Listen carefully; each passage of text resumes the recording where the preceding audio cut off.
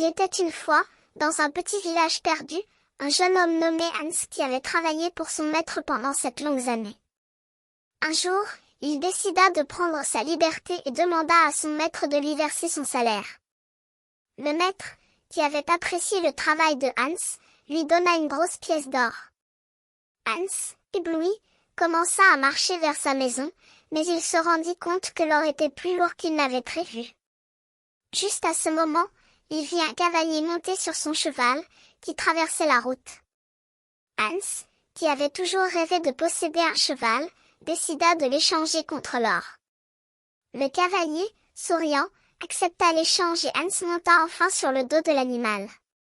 Mais son bonheur fut de courte durée, car le cheval, sentant l'odeur de Hans, se mit à galoper follement, faisant perdre un pied à Hans.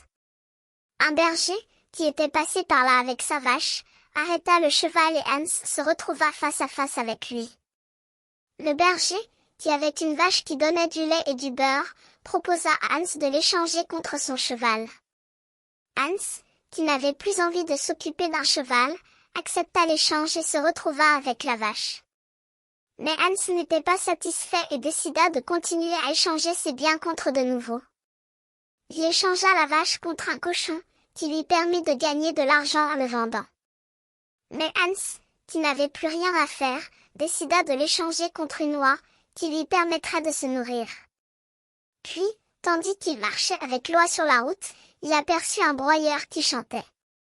Le broyeur, qui avait une meule qui le rendait riche, proposa à Hans de l'échanger contre l'oie. Hans, qui n'avait plus rien à perdre, accepta l'échange et se retrouva avec la meule. Mais, dans son enthousiasme, il laissa tomber la meule dans un puits.